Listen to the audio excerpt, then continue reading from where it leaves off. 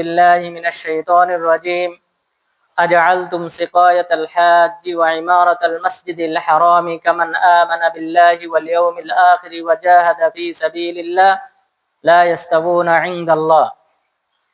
সম্মানিত উপস্থিতি, আমরা বিগত সপ্তাহে আল্লাহর রাস্তায় জিহাদ করা সম্পর্কে আলোচনা শুরু করেছি।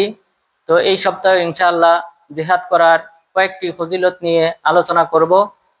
প্রথমত, আল্লাহর রাস্তায় জিহাদ করার ব্যাপক গুরুত্ব রয়েছে। ইসলামে এই জিহাদের যে এত বিশাল মর্যাদা রয়েছে, এত বিশাল গুরুত্ব রয়েছে, সেটা বোঝা যায় রাসূল সাল্লাল্লাহু আলাইহি ওয়াসাল্লামের একটি হাদিস থেকে। তিনি মুআজ বিন জাবাল রাদিয়াল্লাহু আনহুকে লক্ষ্য করে বললেন, আলা উখবিরুকা বিরাসিল আমর ওয়া আমুদিহি ওয়া যিরওয়াতু সানামি, আমি কি তোমাকে জানিয়ে দেব না মূল বিষয় কোনটি এবং ভিত্তি কোনটি এবং এর চূড়া কোনটি। অর্থাৎ আমরা যে ইসলাম ধর্ম পালন করি, এর মূলে কি রয়েছে, এর যে ভিত্তি রয়েছে, যে ভিত্তির উপর এটা প্রতিষ্ঠিত সেটা কি, এবং সেই সাথে এর সর্বোচ্চ চূড়া যার উপর ইসলাম দাঁড়িয়ে রয়েছে সেই সম্পর্কে কি আমি তোমাকে অবহিত করব না। মুআজ বিন জাবাল রাদিয়াল্লাহু আনহু তিনি বললেন, হ্যাঁ আল্লাহ রাসূল, আপনি আমাকে অবহিত করেন। তখন তিনি বললেন, রাসুল আমরি আল ইসলাম ওয়া আমুদুহু আস-সালাহ ওয়া যিরওয়াতু সানামিহি আল জিহাদ ফি সাবিলিল্লাহ। যে জেনে রাখো যে মূল হলো ইসলাম, যে মূল হলো ইসলাম তথা ইসলামে প্রবেশ করা, ঈমান আনয়ন করা, এটা হলো মূল। যদি কোনো ব্যক্তি ইসলাম গ্রহণ না করে, ইসলামে প্রবেশ না করে, কুফরির উপর অটল থাকে, তাহলে এই ব্যক্তি যতই আমল করুক, যতই আল্লাহর রাস্তায় দান করুক, সালাত আদায় করুক, সিয়াম পালন করুক, তার কোনো উপকারে আসবে না। তাহলে মূল হলো ইসলাম তথা ঈমান আনয়ন করা, আল্লাহর প্রতি বিশ্বাস স্থাপন করা। অর্থাৎ ঈমানের যে 6টি রোকন রয়েছে, আল্লাহর প্রতি বিশ্বাস স্থাপন করা, ফেরেশতাদের প্রতি বিশ্বাস স্থাপন করা, আসমানি কিতাবের প্রতি বিশ্বাস স্থাপন করা, সকল নবী রাসূলগণের প্রতি বিশ্বাস স্থাপন করা, তাকদীরের ভালো মন্দের প্রতি বিশ্বাস স্থাপন করা, এরপর পরকালীন জীবনের প্রতি বিশ্বাস স্থাপন করা। এই 6টি রোকন, ঈমানের 6টি রোকন, এটার উপর ঈমান আনয়ন করাটা হলো মূল। এই 6টি রোকনের উপর যদি কোনো ব্যক্তি ঈমান আনয়ন না করে, তার কোনো উপকার হবে না। কোনো আমল কেউ যদি শুধুমাত্র তাকদীর অস্বীকার করে, সে কাফের। তাকদীর, আল্লাহ তাআলা মানুষ সৃষ্টির 50,000 বছর পূর্বে সব কিছু লিখে রেখেছেন, এটাও যদি কেউ অস্বীকার করে, সে কাফের। তার কোনো প্রকার আমল কোনো কবুল হবে না, আল্লাহ তাআলার দরবারে কোনো উপকার হবে না। পরকালীন জীবন, মৃত্যুর পরে যে সকল সংবাদ আমাদেরকে দেওয়া হয়েছে, যা কিছু ঘটবে, মৃত্যুর পূর্বে ফেরেশতাগণ আসেন, এরপর মালাকুল মাউত তথা যে ফেরেশতাকে আল্লাহ তাআলা আত্মা কবজ করার দায়িত্ব দিয়েছেন, তিনি আসেন, তার নেতৃত্বে আরো অসংখ্য ফেরেশতা থাকেন। তো এই যে সংবাদ এখান থেকে শুরু হলো, এরপর কবরে রাখার পর ফেরেশতারা আসেন, সওয়াল জবাব করা হয়, এরপর হাসরের ময়দানে উঠানো হবে, কবরে শাস্তি দেওয়া হয়, হাসরের ময়দানে শাস্তি দেওয়া হবে, জান্নাত জাহান্নাম। এই যে পরকালীন জীবন সম্পর্কে যে সংবাদ দেওয়া হয়েছে, এর কোনো একটার প্রতি যদি কেউ ঈমান না আনয়ন করে, তাহলেও সে কাফের। তার যত ভালো আমল রয়েছে কোনো কিছু তার কোনো উপকারে আসবে না। এভাবে ফেরেশতাদের প্রতি যদি কেউ ঈমান আনয়ন না করে, কোনো একজন ফেরেশতাকে অস্বীকার করে, জিবরিল আলাইহিস সালামকে যদি কেউ অস্বীকার করে, যে সকল ফেরেশতাদের নাম কোরআনে উল্লেখ হয়েছে তাদের কোনো একজনকে যদি অস্বীকার করে, তাহলে সেই ব্যক্তি কাফের। কোন একজন নবীকে, যে 25 জন নবীর নাম কোরআনে উল্লেখ হয়েছে, তাদের কোনো একজনকে যদি কেউ অস্বীকার করে, সে কাফের। তো এইভাবে ঈমানের এই মূল যে 6টি রোকন রয়েছে, এই 6টি রোকনের প্রতি ঈমান আনয়ন করতে হবে। এটা হলো মূল। এই মূলকে আগে আঁকড়ে ধরতে হবে, অর্থাৎ ইসলামে আগে প্রবেশ করতে হবে। তাহলে রাসূল আমরি আল ইসলাম, ইসলামটাই হলো মূল, সকল কিছুর মূল। এরপরে ওয়া আমুদুহু আস-সালাহ, আর এই ইসলামটা যে ভিত্তির উপর দাঁড়িয়ে রয়েছে সেটা হলো সালাত, সালাত আদায় করা। তাহলে যে ব্যক্তি সালাত আদায় করবে না, সেজন্য তার বিল্ডিং এর ভিত্তি ধ্বংস করে ফেললো। কেউ যদি একটা বিল্ডিং দাঁড় করায়, সেখানে কোনো ভিত্তি দেওয়া হয় নাই, এই বিল্ডিং যে কোনো সময় তার উপর ভেঙে পড়তে পারে। তো সুতরাং ইসলামটা হলো ভিত্তির মতো, যে ভিত্তির উপর একটা বিল্ডিং দাঁড়িয়ে থাকে। তো এই ভিত্তি যদি না থাকে, তাহলে এই বিল্ডিং থেকে যেমন উপকার পাওয়া যাবে না, অনুরূপ ভাবে কোনো ব্যক্তি যদি সালাত আদায় না করে, তাহলে তার মাধ্যমেও এই ইসলামে কোনো উপকার হবে না। এরপরে বললেন ওয়াজারওয়াতু সিনামিহি আল জিহাদ ফি সাবিলিল্লাহ, এরপর এর সর্বোচ্চ চূড়া, সর্বোচ্চ নিশানা, এটা হলো আল্লাহর রাস্তায় জিহাদ করা। অর্থাৎ একটা আগেকার যুদ্ধে পতাকা থাকতো, এই পতাকা বুলন্ডিত হওয়া মানে যুদ্ধে পরাজয় হয়েছে এটা বোঝা যেত। পতাকাহী ব্যক্তি যিনি থাকতেন অধিকাংশ সময় এই যুদ্ধের যিনি প্রধান তার হাতেই পতাকা থাকতো, তিনি নিহত হওয়া মানে বোঝা যেত যে তাদের পরাজয় ঘনিয়ে এসেছে। এরপর এই পতাকা যদি কেউ উত্তোলনকারী কেউ না থাকতো তাহলে বোঝা যেত যে তাদের পরাজয় হয়ে গেছে। তো রাসূল সাল্লাল্লাহু আলাইহি ওয়াসাল্লাম বললেন ওয়াজিরওয়াতু সিনামিহি আল জিহাদ ফি সাবিলিল্লাহ, যে ইসলামের চূড়া হলো, নিশানা হলো জিহাদ। যদি জিহাদ না থাকে তাহলে এই চূড়া পতাকা যেমন ভাবে থাকবে না, অনুরূপ ভাবে ইসলামে যদি জিহাদ না থাকে তাহলে বোঝা যাবে মুসলিমরা পরাজিত এবং এখান থেকে মুসলিমরা অনেক ক্ষতির সম্মুখীন হবে। তাহলে অর্থাৎ একটা ছাদের সাথে তুলনা করা হয়েছে, একটা নিশানার সাথে তুলনা করা হয়েছে, পতাকার সাথে তুলনা করা হয়েছে জিহাদকে। সুতরাং ছাদবিহীন যদি বিল্ডিং তৈরি হয়, এখান থেকেও যেমন আপনি বসবাস করতে পারবেন না, এখানে নানান ধরনের হুমকির সম্মুখীন হবেন, বৃষ্টি রোদ ইত্যাদি থেকে আপনি সুরক্ষা পাবেন না, অনুরূপ ভাবে জিহাদবিহীন মুসলিমরাও নিরাপদ নয়। সুতরাং জিহাদের গুরুত্ব রয়েছে। এরপর এই জিহাদ এটা হলো একটি শ্রেষ্ঠ আমল। সাহাবাগণ এতটাই উদ্গ্রীব ছিলেন যে শ্রেষ্ঠ আমল সম্পর্কে জানার ব্যাপারে এবং সেটা তারা তাদের জীবনে বাস্তবায়ন করবেন, এই কারণে অসংখ্য সাহাবী রাসূল সাল্লাল্লাহু আলাইহি ওয়াসাল্লামকে এসে জিজ্ঞাসা করেছেন যে কোন আমলটা সর্বোত্তম। আবু হুরায়রা রাদিয়াল্লাহু আনহু তিনি বলেন যে রাসূল সাল্লাল্লাহু আলাইহি ওয়াসাল্লামকে জিজ্ঞাসা করা হলো আইয়ুল আমালি আফদল, হে আল্লাহর রাসূল কোন আমলটি সর্বোত্তম? তখন তিনি বললেন ঈমানুম বিল্লাহি ওয়া রাসূলি, কিলা সুম্মা মাযা, ক্বালা আল জিহাদু ফি সাবিলিল্লাহ, কিলা সুম্মা মাযা, ক্বাল হাজ্জুন মাবরুর। যে রাসূল সাল্লাল্লাহু আলাইহি ওয়াসাল্লামকে জিজ্ঞাসা করা হলো কোন আমলটি সর্বোত্তম, তখন তিনি বললেন আল্লাহ এবং তার রাসূলের প্রতি ঈমান আনয়ন করা, কারণ ঈমান ব্যতীত কোনো আমল উপকারে আসবে না। সুতরাং এটা হলো প্রথম। দ্বিতীয় পর্যায়ে রাসূল সাল্লাল্লাহু আলাইহি ওয়াসাল্লামকে যখন প্রশ্ন করা হলো তখন তিনি বললেন আল্লাহর রাস্তায় জিহাদ করা। আল্লাহর রাস্তায় জিহাদ করা এটা হলো দ্বিতীয় পর্যায়ে রাসূল সাল্লাল্লাহু আলাইহি ওয়াসাল্লাম উল্লেখ করেছেন যেটা হলো শ্রেষ্ঠ আমল। 3 নম্বরে যখন প্রশ্ন করা হলো তখন তিনি বললেন কবুল হজ, হজ করা, এবং ওই ব্যক্তির হজটা যদি কবুল হয় তাহলে এটা হলো শ্রেষ্ঠ আমল। তাহলে আল্লাহর রাস্তায় জিহাদ করা এটা দ্বিতীয় শ্রেষ্ঠ আমল হিসেবে এই হাদিসে উল্লেখ করা হয়েছে। এরপর আয়েশা রাদিয়াল্লাহু আনহা তিনি রাসূল সাল্লাল্লাহু আলাইহি ওয়াসাল্লামকে এসে বললেন ইয়া রাসূলুল্লাহ নারাল জিহাদ আফদালাল আমাল আফালা নুজাহিদ, হে আল্লাহর রাসূল আমরা মনে করি জিহাদটা শ্রেষ্ঠ আমল, তাহলে আমরা মহিলারা আমরা কি জিহাদ করব না? রাসূল সাল্লাল্লাহু আলাইহি ওয়াসাল্লাম বললেন লা ওয়ালা ওয়ালা ওয়ালাকুন্না আফদালাল আমাল হাজ্জুন মাবরুর, যে না তোমরা মহিলারা দুর্বল শ্রেণীরা তোমাদের জন্য সর্বোত্তম আমল হলো হজ করা, কবুল হজ, যে তোমরা হজ করবে সেটা যদি কবুল হয় তোমাদের জন্য এটা হলো শ্রেষ্ঠ আমল। এখানে আয়েশা রাদিয়াল্লাহু আনহা তিনি বললেন যে আমরা মনে করি, অর্থাৎ আমরা সাহাবারা মনে করি জিহাদ হলো শ্রেষ্ঠ আমল। তাহলে সাহাবাদের মধ্যেও এটা প্রচলিত ছিল যে জিহাদ হলো আল্লাহর নিকট শ্রেষ্ঠ আমল। এই কারণে আয়েশা রাদিয়াল্লাহু আনহা এই ভূমিকা দিয়েই শুরু করলেন যে আল্লাহর রাসূল আমরা মনে করি জিহাদ শ্রেষ্ঠ আমল, তো এই শ্রেষ্ঠ আমলের সওয়াব অর্জন করার জন্য, ফজিলত অর্জন করার জন্য আমরা মহিলারাও কি জিহাদে অংশগ্রহণ করব না? তিনি বললেন যে না তোমাদের জন্য এটা কঠিন, তবে তোমাদের জন্য উত্তম হলো হজ করা। তাহলে দুর্বল শ্রেণীর মানুষ যারা তাদের জন্য হজ উমরা এগুলি উত্তম, অর্থাৎ যারা কাপুরুষ অথবা অতি বার্ধক্য অথবা শিশু এই সকল ব্যক্তিদের জন্য জিহাদের চেয়ে উত্তম হলো হজ বা উমরা করা, অর্থাৎ এটা তাদের জন্য জিহাদের সমতুল্য। কারণ হজ উমরা করতে যে কষ্টটা হয় মহিলাদের এবং শিশুদের এটা কোনো অংশে কম নয় আল্লাহর রাস্তায় জিহাদ করার সময়ের চেয়ে। তো তাহলে এই হাদিস থেকে সাহাবাগণ তারাও সবাই জানতেন যে জিহাদ হলো শ্রেষ্ঠ আমল।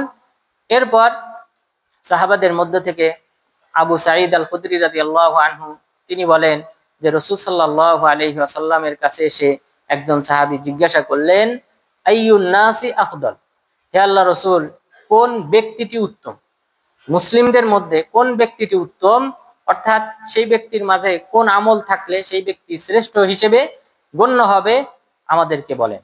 রাসূল সাল্লাল্লাহু আলাইহি ওয়াসাল্লাম বললেন, মুমিনুন ইউজাহিদু ফি সাবিলিল্লাহি বিনাফসিহি ওয়া মালি, ওই মুমিন ব্যক্তি সর্বোত্তম যে ব্যক্তি আল্লাহর রাস্তায় জিহাদ করে নিজের জীবন দিয়ে, সম্পদ দিয়ে।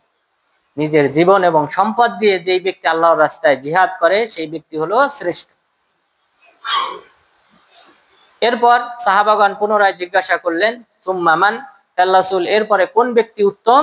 তখন তিনি বললেন, মুমিনুন ইয়াত্তাকিল্লাহ ফি শি'বিন মিনাশ শি'আব ওয়া ইয়াদউন নাসা মিন শাররি, যে দ্বিতীয় হলো ওই ব্যক্তি, যেই মুমিন ব্যক্তি আল্লাহ তাআলার উপাসনা করে কোনো একটা পাহাড়ের পাদদেশে, আর সে মানুষের অনিষ্ট থেকে দূরে থাকে। অর্থাৎ মানুষের অনিষ্ট থেকে দূরে থাকার জন্য যে ব্যক্তি একাকী পাহাড়ের পাদদেশে উপাসনা করে এবং আল্লাহ তাআলাকে ভয় করে, সেই ব্যক্তি হলো উত্তম। তবে এটা হলো সেই সময় যখন মুসলিমদের মাঝে আভ্যন্তরীণ ফিতনা চলবে। সেই সময় মুসলিমদের মাঝে যদি আভ্যন্তরীণ ফিতনা চলে, যে এক গ্রুপ আরেক গ্রুপকে হত্যা করে, পরস্পরের মাঝে মারামারি, কাটাকাটি, হানাহানি, মুসলিমদের মাঝে যদি এই ফিতনা শুরু হয়, সেই সময়ে কোনো ফিতনায় যুক্ত না হয়ে, কোনো একটা দলের সাথে যুক্ত না হয়ে একাকী আল্লাহ তাআলার উপাসনা করা, এটা হলো শ্রেষ্ঠ। ইবনু আবি সুফরা রাহিমাহুল্লাহ তিনি বলেছেন, এই হাদিসটি দ্বারা উদ্দেশ্য হলো ফিতনার সময়, যে ফিতনার সময় একাকী জীবন যাপন এটা অধিক উত্তম, এই দুই শ্রেণীর ফিতনাবাজদের কারোর সাথে যুক্ত হওয়ার চেয়ে।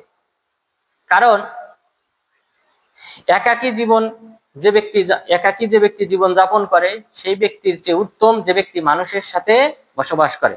কারণ রাসূল সাল্লাল্লাহু আলাইহি ওয়াসাল্লাম বলেছেন, আল মুমিনুল্লাযী ইউখালিতুন নাস ওয়া ইয়াসবির আলা আযাহুম আযমু আজরাম মিনাল মুমিনিল্লাযী লা ইউখালিতুন নাস ওয়া লা ইয়াসবির আলা আযাহুম, ওই মুমিন উত্তম যেই মুমিন মানুষের সাথে বসবাস করে আর তারা যদি তাকে কোনো পীড়া দেয়, কষ্ট দেয়, তবে ধৈর্য ধারণ করে।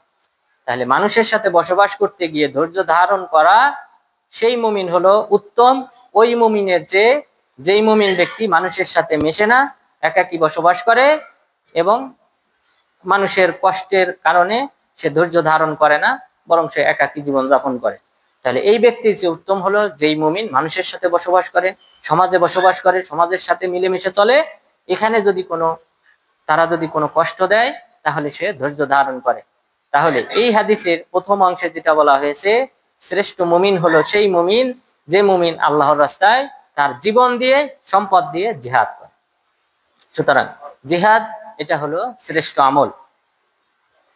এরপর এই শ্রেষ্ঠ আমল এমন শ্রেষ্ঠ যে এর বিকল্প নেই। এই জিহাদের বিকল্প কোনো আমল নেই যেটা করলে আপনি জিহাদের সমান সওয়াব পাবেন। আবু হুরায়রা রাদিয়াল্লাহু আনহু তিনি বলেন, রাসূল সাল্লাল্লাহু আলাইহি ওয়াসাল্লামের কাছে একজন ব্যক্তি আসলেন। আসার পর তিনি বললেন, দুল্লানি আলা আমালিন ইয়াদিলুল জিহাদ ফি সাবিলিল্লাহ, হে আল্লাহর রাসূল, আপনি আমাকে এমন একটা আমলের সংবাদ দান করেন যে আমলটা করলে জিহাদের বিকল্প হিসেবে কাজ করবে, জিহাদের বিকল্প হিসেবে আমি সওয়াব অর্জন করতে পারবো, এমন একটা আমলের কথা বলেন। তখন তিনি বললেন, লা আজিদু, আমার জানা নাই। জিহাদের বিকল্প হবে এমন কোন সওয়াবের কথা আমার জানা নেই। তো রাসূল সাল্লাল্লাহু আলাইহি ওয়াসাল্লাম যদি বলেন জিহাদের বিকল্প কোনো আমল নেই, তাহলে অবশ্যই এর বিকল্প কোনো আমল নেই, অর্থাৎ এটা হলো শ্রেষ্ঠ আমল। এরপর রাসূল সাল্লাল্লাহু আলাইহি ওয়াসাল্লাম এই ব্যক্তিকে, প্রশ্নকারীকে পাল্টা প্রশ্ন করলেন, হাল তাস্তাতিউ ইদা খরাজাল মুজাহিদ আন তাদখুলা ফি মাসজিদিক ওয়া তাকুম ওয়া লা তাফতুর ওয়া তাসুম ওয়া লা তুফতির, যে তোমার কি সাধ্য আছে যে মুজাহিদ ব্যক্তি আল্লাহর রাস্তায় জিহাদের জন্য যখন থেকে সে বের হবে তখন তুমি তোমার মসজিদে প্রবেশ করবে এবং সেখানে তুমি সালাত আদায় করবে, সালাত আদায় করতেই থাকবে, ওয়ালা তাফতুর, তুমি ক্লান্ত হবে না। মসজিদে, তাহলে মুজাহিদ ব্যক্তি জিহাদে বের হয়েছে, যখন থেকে বের হয়েছে তখন তুমি মসজিদে প্রবেশ করে কন্টিনিউ সে ফিরে না আসা পর্যন্ত তুমি সালাত আদায় করতে থাকবে, ক্লান্ত হবে না। ওয়াতাসুম ওয়ালা তুফতির, সিয়াম পালন করবে, তুমি সিয়াম ভঙ্গ করবে না। এটা কি তোমার পক্ষে সম্ভব? যদি সম্ভব না হয় তাহলে তোমার পক্ষে ওই জিহাদকারীর সমপরিমাণ সওয়াব অর্জন করাও সম্ভব না। অর্থাৎ আপনি এই মুজাহিদ ব্যক্তি যে আল্লাহর রাস্তায় জিহাদে বের হয়ে গেছে, এখানে আপনি যদি বিরামহীন ভাবে যদি সালাত আদায় করতে থাকেন, এরপর সিয়াম পালন করতে থাকেন, তাহলে যে সওয়াব অর্জন করবেন এর চেয়ে বেশি সওয়াব পাবে যে ব্যক্তি আল্লাহর রাস্তায় জিহাদে বের হবে। তো রাসূল সাল্লাল্লাহু আলাইহি ওয়াসাল্লাম এই সাহাবীকে পাল্টা প্রশ্ন করে তাকে বুঝিয়ে দিলেন যে এই আমল করা যেমন তোমার পক্ষে সম্ভব না, যে তুমি কন্টিনিউ মাসকে মাস বছরকে বছর তুমি বিনা বিরামে বিনা ক্লান্ত হওয়া ছাড়াই তুমি সালাত আদায় করবে, সিয়াম পালন করবে, এটা যেমন তোমার পক্ষে সম্ভব না, তো সুতরাং জিহাদকারী এর চেয়ে বেশি সওয়াব অর্জন করবে সে আল্লাহর রাস্তায় জিহাদে যাওয়ার মাধ্যমে। ওই সাহাবী বললেন, হাল ইয়াস্তাতিউ যালিকা, হে আল্লাহর রাসূল, এটা কি কোনো ব্যক্তির পক্ষে সম্ভব? সম্ভব না। অর্থাৎ এটা যেমন সম্ভব না, কিন্তু জিহাদে গেলে এর চেয়ে বেশি সওয়াব অর্জন করা সম্ভব। এরপর আবু হুরায়রা রাদিয়াল্লাহু আনহু তিনি বললেন যে ওয়া ইন্না ফারাসাল মুজাহিদ লা ইয়াস্তান্নু ফি তাওয়ালি ইউকতাবু লাহু হাসানা। শুধুমাত্র এই মুজাহিদ ব্যক্তি যে আল্লাহর রাস্তায় জিহাদে গিয়েছে, শুধু এই ব্যক্তির আমলের কারণে যে সওয়াব লেখা হবে তা না, বরং এই মুজাহিদ ব্যক্তির যে ঘোড়া রয়েছে, এই ঘোড়াটা যদি বাঁধা থাকে, রশিতে বাঁধা থাকে, আর রশিতে বাঁধা থাকা অবস্থায় সে একবার ডানে বামে সামনে পিছনে এইভাবে যে ছুটাছুটি করে, এই ছুটাছুটি করার বিনিময়ে প্রত্যেকবারের বিনিময়ে তার আমল নামায় সওয়াব লেখা হবে। তো তাহলে মুজাহিদ ব্যক্তি জিহাদে গেলে যে আমল লেখা হয় এটা অন্য কোনো ব্যক্তির আমল নামায় লেখা হয় না। মহান রব্বুল আলামিন মক্কার কুরাইশদেরকে লক্ষ্য করে বলেছেন, আজআলতুম সিকায়াতাল হাজ্জি ওয়া ইমারাতাল মাসজিদিল হারাম কামান আমানা বিল্লাহি ওয়াল ইয়াউমিল আখির ওয়া জাহাদা ফি সাবিলিল্লাহ লা ইয়াস্তাবুনা ইনদাল্লাহ। তোমরা কি মনে করো যে হাজীদেরকে পানি পান করা এবং বাইতুল্লাহ আবাদ করা, এটাকে কি তোমরা মনে করো ওই ব্যক্তির সমান যে ব্যক্তি আল্লাহর প্রতি ঈমান এনেছে, পরকালের প্রতি ঈমান এনেছে এবং আল্লাহর রাস্তায় জিহাদ করেছে? লা ইয়াস্তাবুনা ইনদাল্লাহ, তারা কখনোই সমান নয় আল্লাহ তাআলার নিকট। যারা ঈমান এনেছে, যারা আল্লাহর রাস্তায় জিহাদ করেছে, যারা পরকালের প্রতি বিশ্বাস স্থাপন করেছে, তারা হলো শ্রেষ্ঠ আল্লাহ তাআলার নিকট, আযমু দারাজা, আল্লাহর নিকট বেশি মর্যাদাশীল। তাহলে এখানে আল্লাহ তাআলা বললেন যে মক্কার কুরাইশদের এই বৈশিষ্ট্য ছিল, তারা কি করত? তারা হাজীদেরকে পানি পান করাতো, জমজম পানি পান করাতো। এরপর ইমারাতুল মসজিদ, বাইতুল্লাহ তারা কি করত? আবাদ করত। বাইতুল্লাহ আবাদ বলতে তারা সেখানে তওয়াফ করত, ইতিকাফ করত, তাদের অনুযায়ী তারা কিছু সালাতও আদায় করত। তো তারা এই আমলগুলি করত। আল্লাহ তাআলা বললেন যে এই আমল কখনোই জিহাদের সমতুল্য না, কখনো আল্লাহর প্রতি ঈমান আনয়ন করা এবং পরকালের প্রতি ঈমান আনয়ন করার সমান না। তাহলে বেশি আমল করলে, গত সপ্তাহে আমরা একটা হাদিস বলেছিলাম যে কিয়ামুর রাজুলি ফি সাফফি ফি সাবিলিল্লাহ আফদল মিন ইবাদাতি 60 সানা, 60 বছর নফল ইবাদতের চেয়ে উত্তম শুধুমাত্র মুজাহিদদের কাতারে দাঁড়ান। তো সুতরাং আমলের মাধ্যমে এই সওয়াব, যে সওয়াবটা বর্ণিত হয়েছে জিহাদের ক্ষেত্রে, সেটা আমল দ্বারা অর্জন করা যাবে না, যেটা আল্লাহ তাআলাও চ্যালেঞ্জ করেছেন এই আয়াতে মক্কার কুরাইশদের বিরুদ্ধে, যে তোমরা যে বাইতুল্লাহ ইতিকাফ করো, সালাত আদায় করো, অথবা সেই সাথে তওয়াফ করো এবং অন্যান্য যে ভালো আমলগুলি রয়েছে সেগুলি করে থাকো, এগুলা কখনোই আল্লাহর রাস্তায় জিহাদ, ঈমান আনয়ন, পরকালের প্রতি ঈমান আনয়নের সমান হতে পারে না, বরং এগুলি হলো শ্রেষ্ঠ। শুধু তাই না, শুধুমাত্র যে আপনি জিহাদে বের হলেন এটাই এই মুজাহিদদের আমলের সমপরিমাণ আমল অর্জন করা নয়, বরং তাদের খেদমত করাটা অনেক আমলের চেয়ে বেশি উত্তম। অনেক আমল রয়েছে যে আমলগুলি আপনি করবেন, মুজাহিদরা সে আমল করবে না, কিন্তু আপনার চেয়ে বেশি সওয়াব তারা অর্জন করবে। শুধুমাত্র তাদের সেবা করার মাধ্যমে। আনাস বিন মালিক রাদিয়াল্লাহু আনহু তিনি বলেন যে কুন্না মান নবী সাল্লাল্লাহু আলাইহি ওয়াসাল্লাম আকসারুনা যিল্লান আল্লাযী ইস্তাযিল্লু বিকিসাই। আমরা রাসূল সাল্লাল্লাহু আলাইহি ওয়াসাল্লামের সাথে সফরে ছিলাম। সফরে থাকা অবস্থায় আমাদের মধ্যে বেশি যারা ছায়া নিত, অর্থাৎ রৌদ্রময় মুহূর্তে আমরা সফর করেছিলাম, তো সেখানে আমাদের মধ্যে যারা বেশি ছায়া গ্রহণ করতে পারত তারা হলো যাদের চাদর আছে, চাদর দিয়ে তারা ছায়া নিত। কিন্তু আমাদের মধ্যে অনেকের চাদরও ছিল না, আমরা অনেকে হাত দিয়ে ছায়া গ্রহণ করতাম, অর্থাৎ সূর্য থেকে বাঁচার চেষ্টা করতাম হাত দিয়ে। তো বেশি যারা সূর্য থেকে দূরে থাকতো তারা হলো যাদের চাদর ছিল। এরপরে তিনি বললেন যে ওয়াম্মাল্লাযীনা আফতারু লাম ইয়ামালু শাইআ, যারা ওয়াম্মাল্লাযীনা সামু লাম ইয়ামালু শাইআ, যারা সিয়াম পালন করেছিল ওই সফরে তারা কোনো আমল করে নাই। ওয়াম্মাল্লাযীনা আফতারু ইমতাহানু ওয়া আলাজু ওয়া বা'আসুর রুকুব, কিন্তু যে সকল ব্যক্তিরা সিয়াম পালন করে নাই তারা আমাদের যে সওয়ারি ছিল সেই সওয়ারিকে পানি পান করিয়েছে, খাবার খাওয়াইছে এবং ওয়ামতাহানু অন্যান্য যে সকল খিদমত আছে সেই খিদমতগুলি করেছে, সিয়াম পালনকারীদেরকে সেবা করেছে। এরপর ওয়ালাজু, এবং যে তাবু টানানোর প্রয়োজন হয় সেই কাজগুলি যারা সিয়াম রাখে নাই তারা করেছে। তখন রাসূল সাল্লাল্লাহু আলাইহি ওয়াসাল্লাম বললেন যাহাবাল মুফতিরুনা আল ইয়াউম বিল আজর, আজকে যারা সিয়াম পালন করে নাই তারা সিয়াম পালনকারীদের চেয়ে বেশি সওয়াব অর্জন করেছে। কেন বেশি সওয়াব অর্জন করেছে? কারণ এই সকল ব্যক্তিদের সেবা করার মাধ্যমে, এই সকল ব্যক্তিদের সেবা করার মাধ্যমে সিয়াম পালনকারীদের চেয়ে বেশি সওয়াব অর্জন করেছে এই সকল ব্যক্তিরা। সুতরাং আল্লাহর রাস্তায় যারা জিহাদ করে, এই আয়াত থেকে ইবনে আবি সুফরা রাহিমাহুল্লাহ তিনি বলেছেন যে যারা আল্লাহর রাস্তায় জিহাদ করে তাদের সেবা করলে সেই ব্যক্তিকে সিয়াম পালনকারীদের চেয়ে বেশি সওয়াব দান করা হয়। তো সুতরাং এটার সওয়াব ভিন্ন, এটার সওয়াব স্বয়ং আল্লাহ তাআলা প্রদান করবেন এবং এদেরকে বিশাল মর্যাদা আল্লাহ তাআলা দিয়ে রেখেছেন।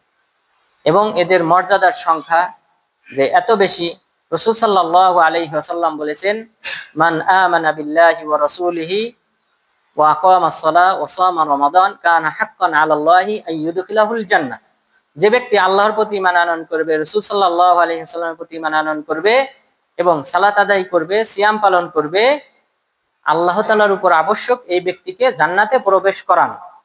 সাহাবাগণ অনেক খুশি হলেন। তখন সাহাবাগণ বললেন আফালা নুবাশশিরুন নাস, হে আল্লাহর রাসূল আমরা কি মানুষদেরকে এই শুভ সংবাদটা জানিয়ে দেব না যে ঈমান আনয়ন করলে, সালাত আদায় করলে, সিয়াম পালন করলে সেই ব্যক্তি জান্নাতি? এত বড় একটা শুভ সংবাদ আমরা কি মানুষদেরকে জানিয়ে দেব না?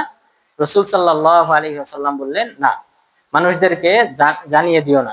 কেননা জেনে রেখো ইন্না ফিল জান্নাতি মিআতা দারাজা আ'আদাহাল্লাহু আযজা ওয়া জাল্লা লিল মুজাহিদিনা ফি সাবিলিল্লাহ, জেনে রেখো জান্নাতে 100টি স্তর রয়েছে, মার্তাবা রয়েছে, সেই মার্তাবাগুলি আল্লাহ তাআলা প্রস্তুত করে রেখেছেন আল্লাহর রাস্তায় জিহাদকারীদের জন্য। সেই মার্তাবাগুলি জিহাদকারীরা তারা অর্জন করতে পারবে মা বাইনাদ দারাজাতাইনি কামা বাইনাস সামাই ওয়াল আরদ, এবং এক স্তর থেকে আরেক স্তরের, এক মর্যাদার স্টেপ থেকে আরেক স্টেপ পর্যন্ত যেই দূরত্ব সেটা হলো আসমান জমিন সমান। তাহলে আসমান জমিন সমান এক একটা স্তর, এইভাবে 100টা স্টেপ আল্লাহ তাআলা প্রস্তুত করে রেখেছেন, এত উঁচু স্টেপ আল্লাহর রাস্তায় জিহাদকারীদের জন্য। সুতরাং প্রথম অংশে মনে হচ্ছিল যে সাধারণ আমল করলেই জান্নাতি, কিন্তু জান্নাতি হলেও জান্নাতীদের মাঝে বিশাল ব্যবধান থাকবে, আর সেই ব্যবধানটা হবে আল্লাহর রাস্তায় জিহাদকারীদের, আর তাদের মর্যাদা হবে 100 ধাপ এগিয়ে। সুতরাং অবশ্যই শুধুমাত্র এটা হলো প্রাথমিক ধাপ যে জান্নাতি হবে, কিন্তু এখানে যে বিশাল ব্যবধান রয়েছে সেটা অর্জন করতে হবে জিহাদের মাধ্যমে।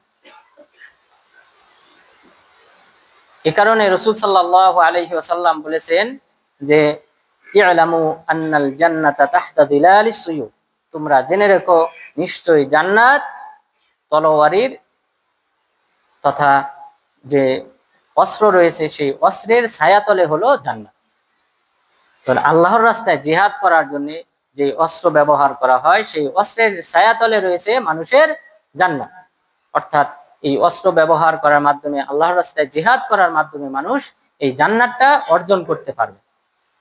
এছাড়াও রাসূল সাল্লাল্লাহু আলাইহি ওয়াসাল্লাম যে এই সকল ব্যক্তিদের যারা জিহাদ করবে তাদের মর্যাদা সম্পর্কে 6টি মর্যাদার কথা একটি হাদিসে উল্লেখ করা হয়েছে, সুনানুত তিরমিজির 1663 নং হাদিসে। এখানে রাসূল সাল্লাল্লাহু আলাইহি ওয়াসাল্লাম বলেছেন, লিশাহিদি ইনদাল্লাহি সিত্তু খিসাল, যে ব্যক্তি আল্লাহর রাস্তায় জিহাদ করে শহীদ হবে সেই ব্যক্তির জন্য 6টি মর্যাদা রয়েছে।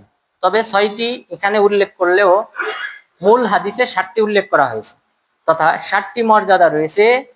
যে ব্যক্তি আল্লাহর রাস্তায় শহীদ হবে সেই ব্যক্তির জন্য আল্লাহর নিকট 7টি মর্যাদা রয়েছে। এরপরে বললেন, ইউগফারু লাহু ফি আউয়ালি দুফা, যে এই প্রথম যে ফজিলত সেটা হলো যে ব্যক্তি আল্লাহর রাস্তায় জিহাদ করবে, এই জিহাদ করার সময় আউয়ালি দুফা মিনাদ দাম, প্রথম ফোঁটা রক্ত যখন তার শরীর থেকে ঝরে পড়বে তখন আল্লাহ তাআলা তাকে ক্ষমা করে দিবেন। এবং এই রক্ত কিন্তু এটা মূলত রক্ত না, কিয়ামত দিবসে এটা হবে মিশকে আম্বর। রাসূল সাল্লাল্লাহু আলাইহি ওয়াসাল্লাম বলেছেন, আদ্দামু লাউনুদ্দাম ওয়ার রিহু রিহুল মিস্ক, যে এই রক্তটা হবে, যে রক্তের যে রং রয়েছে এই রক্তিম, কিন্তু এটা হবে মিশকে আম্বরের সুঘ্রাণ, মিশকে আম্বরের মতো সুবাস ছড়াবে তাদের এই রক্ত থেকে। এটা হলো কিয়ামত দিবসে যখন হাসরের ময়দানে তাদেরকে উঠানো হবে। তাহলে প্রথম ফজিলত আমরা জানলাম, এই সকল ব্যক্তিদেরকে আল্লাহ তাআলা তাদের শরীর থেকে প্রথম ফোঁটা রক্ত বের হওয়ার পর আল্লাহ তাআলা ক্ষমা করে দিবে। এরপরে বলেছেন, ওয়ায়ারা মাকাদাহু মিনাল জান্নাহ, সে তার জান্নাতে যে আসন আল্লাহ তাআলা প্রস্তুত করে রেখেছেন সেটা সে দেখতে পাবে। তাহলে মৃত্যুর সময় তাকে জান্নাতের আসন তাকে দেখানো হবে। এরপর এই যে ব্যক্তিটা মারা গেল, শহীদ হয়ে গেল, এই ব্যক্তির আত্মাটা প্রকৃতপক্ষে রাখা হবে আর ওয়াহুম ফি জাওফি তায়রিন খুদর, যে এই শহীদদের যে আত্মা রয়েছে সেই আত্মাটা আল্লাহ তাআলা রাখবেন সবুজ পাখির বক্ষে, সবুজ পাখির পেটে আল্লাহ তাআলা এই শহীদদের আত্মাটাকে রাখবেন। লাহা কানাদিল মুআল্লাকাতুম বিল আরশ, এই আত্মাগুলির থাকার জন্য বিশেষ স্থান থাকবে যেটা ঝাড়বাতির মতো আল্লাহর আরশের সাথে লটকানো থাকবে। তাসরাহু হাইসু শাআত মিনাল জান্নাহ সুম্মা তা'বি ইলা তিলকাল কানাদিল, এই আত্মাগুলি এই পাখির পেটে থাকবে এবং তারা জান্নাতের যেখানে ইচ্ছা সেখানেই তারা ছোটাছুটি করবে, যেই ফল ইচ্ছা তারা তা ভক্ষণ করবে, যা ইচ্ছা তারা তাই খাবে, এরপর আবার ফিরে আসবে এই ঝাড়বাতি বিশিষ্ট এই সকল আশ্রয় স্থানে।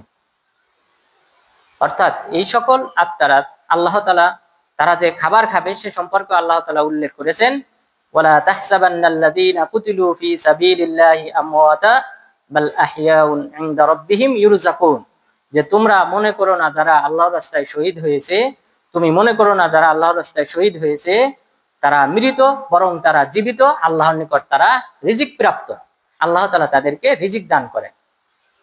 তো তাহলে দ্বিতীয় পর্যায়ে আমরা জানলাম দ্বিতীয় বৈশিষ্ট্য যে আল্লাহ তাআলা তাদেরকে জান্নাতের আসন দেখাবেন। 3 নাম্বার হলো ওয়াইজারু মিন আযাবিল কবর, কবরের শাস্তি থেকে তাকে মুক্তি দান করা হবে। 3 নাম্বার ফজিলত, তাকে কবরে শাস্তি দেওয়া হবে না। ওয়ায়ামানু মিনাল ফাজাইল আকবার, 4 নাম্বার ফজিলত হলো তাকে হাসরের ময়দানে বিভীষিকাময় সময়ে তাকে নিরাপদ রাখা হবে, হাসরের ময়দানে সে কখনো ভয় পাবে না। 5 নম্বরে রাসূল সাল্লাল্লাহু আলাইহি ওয়াসাল্লাম বললেন যে ওয়ায়ুযাওয়াজু মিন ইসনাতাইনি ওয়া সাবঈনা যাওজাতাম মিনাল হুরিল আইন, এবং তাকে 72 জন হুর আইনের সাথে বিবাহ বন্ধনে আবদ্ধ করা হবে। 72 জন। সাধারণ মুমিন যারা তারা মাত্র 2 জন হুর আইন পাবে, সাধারণ মুমিন যারা তারা শুধুমাত্র 2টা হুর আইন পাবে। স্ত্রী অনেক থাকবে, আদম আলাইহিস সালামের মেয়ে সন্তানদের মধ্য থেকে অনেক স্ত্রী থাকবে, কিন্তু হুরে আইন যারা, যাদেরকে আল্লাহ তাআলা বিশেষভাবে তৈরি করেছেন, তারা শুধুমাত্র 2 জন পাবে প্রত্যেক মুমিন, আর মুজাহিদরা পাবে 72 জন। এটাই হলো পার্থক্য। এরপর ওই শাফাউ লাহু ফি 70 মিন আকারিবি, এবং ওই ব্যক্তির সুপারিশ কবুল করা হবে তার নিকট আত্মীয়দের মধ্য থেকে 72 জনের ক্ষেত্রে, 70 জনের ক্ষেত্রে, তার নিকট আত্মীয় 70 জনের ক্ষেত্রে সুপারিশ কবুল করা হবে। তাহলে এই সকল ফজিলত দান করা হবে যে ব্যক্তি আল্লাহর রাস্তায় শহীদ হবে। সুতরাং আজকের আলোচনা থেকে আমরা যে বিষয়টি জানলাম যে আল্লাহর রাস্তায় জিহাদ করা এটা ইসলামকে টিকিয়ে রাখার অনন্য মাধ্যম, এবং ইসলাম টিকে থাকবে শুধুমাত্র আল্লাহর রাস্তায় জিহাদ করার মাধ্যমে। প্রত্যেক মুসলিমকে তার স্ব স্ব স্থান থেকে প্রচেষ্টা করার মাধ্যমে, স্ব স্ব স্থানে যার যে সাধ্য আছে সেই অনুযায়ী ইসলামকে রক্ষা করার প্রচেষ্টা করার মাধ্যমে আল্লাহ তাআলার অনুগ্রহে এই ইসলাম টিকে থাকবে। সুতরাং এই ইসলাম সম্পর্কে যারা হেফাজতের দায়িত্ব নেয়, ইসলামকে হেফাজতের দায়িত্ব নেয় তথা জিহাদ করে, এই সকল ব্যক্তিদের মর্যাদা আল্লাহ তাআলা অগণিত এবং ব্যাপক ফজিলত আল্লাহ তাআলা প্রস্তুত করে রেখেছেন। সুতরাং আল্লাহ তাআলা আমাদের সবাইকে আল্লাহর রাস্তায় জিহাদ করার মাধ্যমে তার নৈকট্যশীল বান্দা হয়ে জান্নাতুল ফিরদাউসের অধিবাসী হওয়ার তৌফিক দান করেন। আমিন। আকুলু কওলি হাযা ওয়াস্তাগফিরুল্লাহ লি ওয়া লাকুম ওয়া লিসাইরিল মুসলিমিন।